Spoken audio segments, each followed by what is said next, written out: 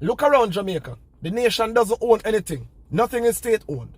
Highways are supposed to be income generator for a nation. Jamaica doesn't own that. They do not own the ports. They do not own the wharf, the airport. That's gone. Now, the cockpit country will be destroyed. The backside is not state-owned. Now, we have lost everything that should be earning revenue for us. Think about the tourist industry. Do you see Jamaicans owning these major all-inclusive hotels? No. These are the new slave plantations owned by foreigners. Go to the hotel right now to spend the weekend and talk to the people who work there. You have people working in these major hotels for months without pay. Months. Some of them get a free ride from the town center to the hotel, and the staff bus, and them get some free lunch. That's it. They depend on the gratuity of the good people. This is an all-inclusive hotel. You don't have to tip them. But people do tip them. That's how they survive.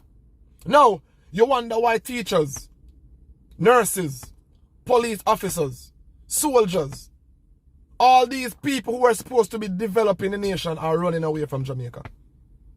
You can't live a meaningful life in Jamaica unless you're corrupted. And you guys don't come in here and talk about how X, Y, and Z do it. 90% of these people earn their income and their wealth and their fortune through illicit means. I'm talking about legal people. Law-abiding people. You understand? People who actually live a life that's meaningful and filled with integrity. Then you wonder why people leave Jamaica. I know everybody want corrupt. I know everybody want do wrongs. And we have some leaders who does not care. And it's sad. It aches us. It aches us that the people who are supposed to be providing opportunities are taking them away. Hi everyone, welcome back to my channel. Hope you're all doing well today. Thank you for joining me on this video. And please remember to like, share, and subscribe. Thank you so much for the support, subscribers and the viewers alike. So, a couple weeks ago, we had the Prime Minister saying that he wants some feedback, right? As to what he should be doing or any recommendations or, you know, just general feedback from the public. And of course, he's going to get negative and positive feedback, right? So I'm going to get to the feedback in just a minute, but let me read from the Observer. It came out about a week or so ago about the big shopping center that will be opening up. I believe this is now going to be in Montego Bay. $10 million Harbor City shopping center. Huge shopping center coming to Montego Bay, a $10 million US project, right? And it's going to be geared towards the tourists coming in, both from the hotels and of course from the cruise lines. Already heard the cries of the people saying that when the cruise ships are docked, the people are shipped off, transported off to other places, and they never get to sell anything. Craft Market. They don't get a lot of customers at all. Most of the time, they're just sitting there getting the traffic in. When people come in by bus or they usually come by the cruise ships, they're not seeing those much at all, if any, right? So why don't you try to create more opportunities for the tourists to start coming back to the craft market? Look about the interest of the grassroots people, the people at the lower socioeconomic scale or ladder, because they have very little resources and they're not able to get loans as quick as Mr. So-and-so. So therefore, a lot of things that they probably want to do, they can't do it. I don't know if this is in the works, but the market needs renovating. It needs to be brought up into 2023. Market has been there like 150, 200 years, right? The official market was probably open around 100 years ago or so. But the spot where the market is, people have been going there to sell for more than 200 years, that particular spot. Some attention to the people in the market. They're complaining every single day. I think they've been through like 2 fires. and they're saying that no one is paying any attention to them, and they have to start all over again. Everything that they had was burnt up, and they did not get any like startup capital to go back and purchase their goods or anything like that. They had to basically hustle on their own to get their stalls going again, right? So if you could pay a little bit attention to the grassroots people that are going to be running these malls in Montego Bay, are they going to be ordering local products? Are these products going to be shipped in? We're hearing it's going to be luxury items. Where would these products be coming from? And we know that they're going to be employing people, yes, but they're also going to be bringing in their people. So it's going to probably be like a 50-50 split, where people would be getting a minimum wage that is hand to mouth. It cannot help anyone. You're basically just living from paycheck to paycheck, not even a week worth of sustenance on those paychecks.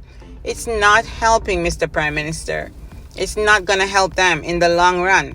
They won't be better off. What you need to do is to get a pool of people, both in the diaspora and in Jamaica. Help them to set up mini malls and malls all over the place.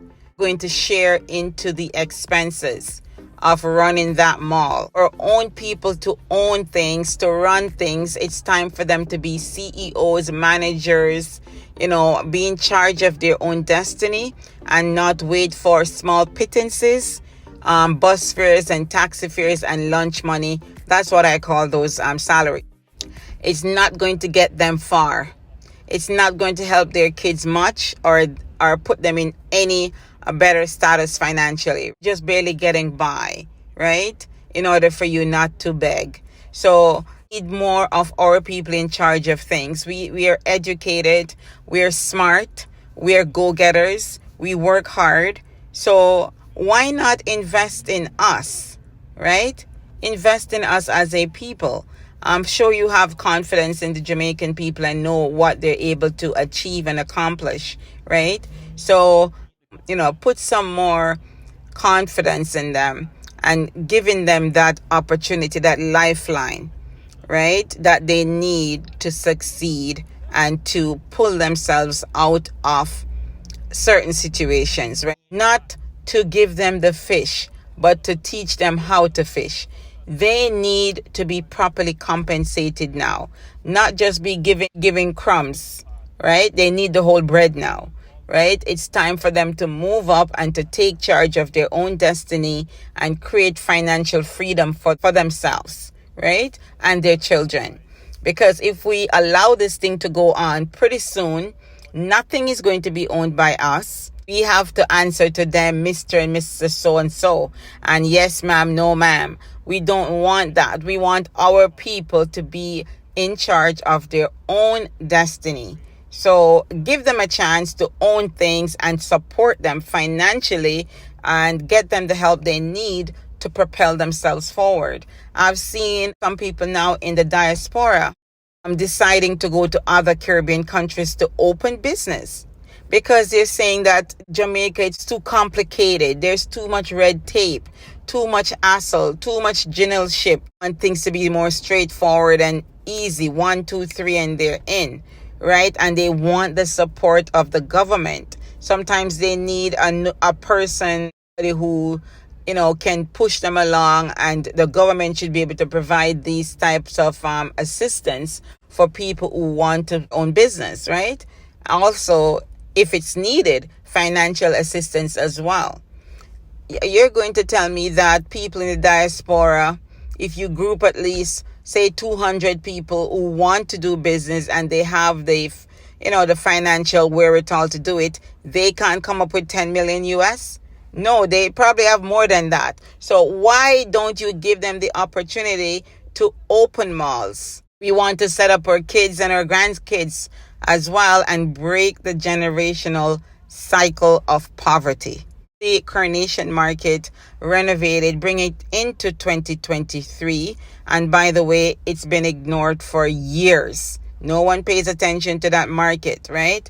and also give the assistance to the people to uplift themselves, reestablish themselves after the fire, because there's still after effects after that fire that occurred there.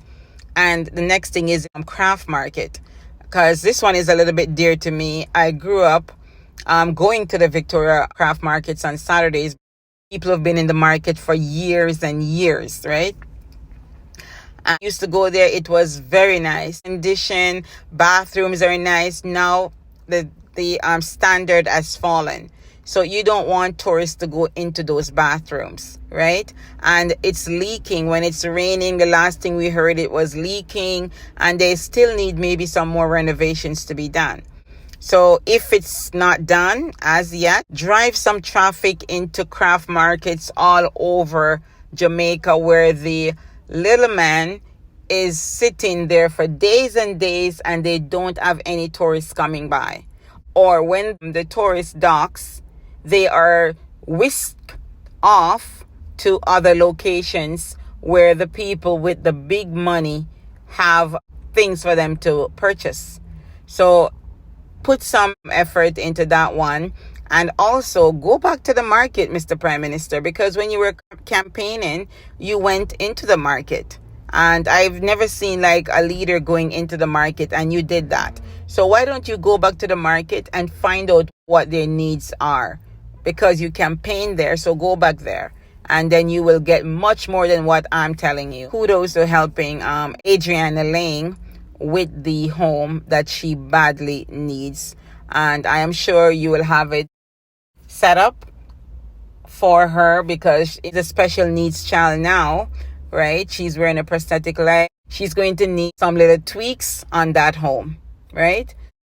I know you must be aware of that, and will do things accordingly, right? Take a trip into the towns: Craigtown, Raytown, Jonestown, Whitfield Town, Greenwich Town, Rosetown, all the towns. Take a trip into those areas, and then you speak to the people, and they will tell you what exactly is going on. Please remember to like, share, and subscribe. Thank you so much for all the support, and see you on the next video. Take care of yourself and others. Bye for now.